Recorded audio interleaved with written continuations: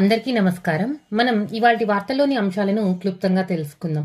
ముందుగా జీఎస్టీ వసూళ్ల గురించి అన్నమాట. అయితే ఈ ఏడాది జీఎస్టీ వసూళ్లు 1.74 లక్షల కోట్లుగా నమోదైంది. అయితే జీఎస్టీ అనేది మన దేశంలో ఎప్పటి నుంచి వచ్చింది అంటే ముందుగా విజయ్ కేల్కర్ కమిటీని వేయడం జరిగిందనమాట జీఎస్టీ కొరకు.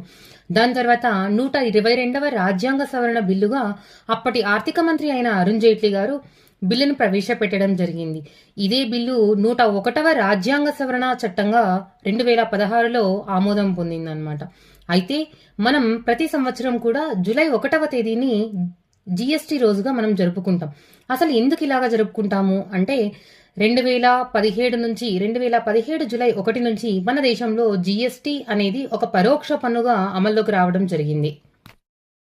ఈ జీఎస్టీ బిల్ ఆమోదం పొందినప్పుడు అప్పటి రాష్ట్రపతి వచ్చేసి ప్రణబ్ ముఖర్జీ గారు. తర్వాత ఈ జీఎస్టీ కౌన్సిల్ అనేది ఉంది కదా, జీఎస్టీ కౌన్సిల్ కు ఆర్థిక శాఖ మంత్రి ఎక్స్ అఫిషియో చైర్మన్ గా వర్క్ చేస్తారనమాట. తర్వాత దక్షిణ చైనా సముద్రంలోని కొన్ని దీవులకు, స్ప్రాట్లీ దీవులు కానీ, పారాసెల్ దీవులు కానీ, ఇలా కొన్ని దీవులకు చైనా, తైవాన్, మలేషియా ఇలా కొన్ని దేశాల మధ్య వివాదం ఉందన్నమాట. అయితే ప్రస్తుతం చైనా ఘర్షణ నెలకొల్పుతుంది.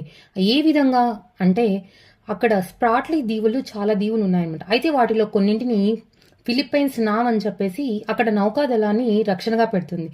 అక్కడ ఎక్కడైతే ఫిలిప్పైన్స్ వచ్చేసి రక్షణగా పెడుతుందన్నమాట. అదేవిధంగా రెండో థామస్ షోల్ దీవి దగ్గర ఫిలిప్పైన్స్ యొక్క నౌకాదళాన్ని రక్షణగా పెట్టింది. ఎక్కడైతే రెండో థామస్ షోల్ దగ్గర ఫిలిప్పైన్స్ రక్షణగా నౌకాదళాన్ని పెట్టిందో ఆ నౌకాదళం పైన చైనా దాడి చేయడం జరిగిందనమాట. ఈ విధంగా చైనా ఘర్షణ నెలకొల్పడం జరుగుతూ ఉంది. మేధా పాట్కర్ కు 5 నెలల జైలు శిక్షను విధించడం జరిగింది. ఢిల్లీ మెట్రోపాలిటన్ మెజిస్ట్రేట్ అయిన రాఘవ వర్మ గారు 5 నెలలు జైలు శిక్షను విధించారనమాట. దేనికంటే పరువు నష్టం దావా కింద. అసలు ఈ పరువు నష్టం దావా కింద ఎందుకు విధించారు, ఏం జరిగింది అంటే ప్రస్తుతం ఢిల్లీ లెఫ్టినెంట్ గవర్నర్ గా ఉన్న వీర్ సక్సేనా అనే అతను గతంలో గుజరాత్ లోని కౌన్సిల్ ఫర్ సివిల్ లిబర్టీస్ యొక్క డైరెక్టర్ గా ఉండేవారనమాట. అయితే అప్పుడు ఇవన్నీ పిరికి పందా అని హవాలా లావాదేవీల్లో భాగస్వామిగా ఉన్నారని మేధా పాట్కర్ గారు ఉచ్చరించారని పరువు నష్టం దావా వేశారు. అది 23 ఏళ్ల తర్వాత ఇప్పుడు అతనికి ఢిల్లీ మెట్రోపాలిటన్ యొక్క మెజిస్ట్రేట్ అయిన రాఘవర్మ గారు 5 నెలల పాటు జైలు శిక్ష విధించడం జరిగిందనమాట.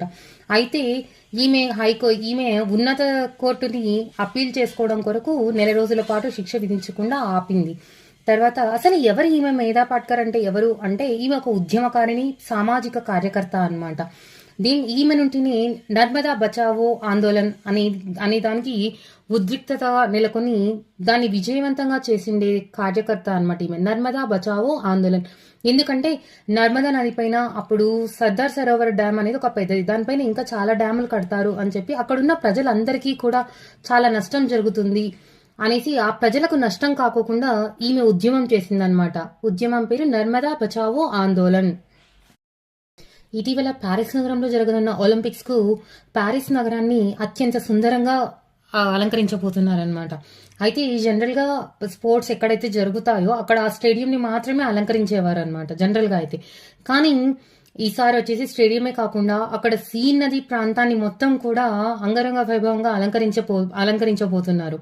అయితే యాక్చువల్ గా ఇది జనరల్ గా క్రీడాభిమానులకు కానీ లేదా జనరల్ గా చూడడానికి పెద్ద కొత్త ఏమీ కాదనమాట. ఎందుకంటే ఇప్పుడు క్రీస్తుపూర్వం 776లోనే మొట్టమొదటి ఒలింపిక్స్ అనేది ఏథెన్స్ లో జరగడం జరిగింది. అప్పుడులోనే గ్రీక్ యొక్క చుట్టుపక్కల ఉన్న ప్రాంతీయ ప్రజలందరూ కూడా రాజధానిని చాలా ఎక్కువ మంది సందర్శించడం జరిగిందనమాట. అయితే అప్పటి నుంచి కూడా క్రీడాభిమానుల కోసం కానీ లేదా క్రీడ కోసం కానీ జనాలు ఎక్కువగా ఎగబడతారు. అప్పుడు సందర్శించడానికి చాలా అవకాశాలు ఉంటాయి. అందుకని ప్యారిస్ ని స్టేడియంతో పాటు సీన్ నది ప్రాంతాన్ని కూడా 3000 మంది కళాకారులతో ఎక్కువగా మంచిగా డెకరేట్ చేయడం జరుగుతా ఉందన్నమాట. అయితే దీనివల్ల ప్యారిస్ నగరమే కాకుండా సీన్ నది ప్రాంతం అంతా కూడా ఒక పర్యాటక నగరంగా అభివృద్ధి చెందాలి అని చెప్పేసి ఆశిస్తున్నారు. ఫ్రాన్స్ క్యాపిటల్ ప్యారిస్, కరెన్సీ వచ్చేసి యూరో అనమాట. అది ఏథెన్స్ వచ్చేసి గ్రీక్ దేశం యొక్క రాజధాని ఏథెన్స్, కరెన్సీ వచ్చేసి యూరో. ఆంధ్రప్రదేశ్ అభివృద్ధి కోసం ఏఐని సారథిగా ఎంచుకుందనమాట. ఇందుకోసం 4P వ్యూహాన్ని ఉంచింది. 4P వ్యూహం అనగా ఏంటి అంటే పెట్టుబడులు, ప్రభుత్వ ప్రైవేట్ సమాచారాన్ని, తర్వాత ప్రజలు విద్యావంతులను అనుసంధానం చేయడం కోసం 4P వ్యూహం అన్నమాట. దీని నుండి ఏఐ యొక్క సిబ్బందిని తయారు చేసుకొని కృత్రిమ మీదను వినియోగించుకొని అభివృద్ధి చెందాలనుకుంటుంది.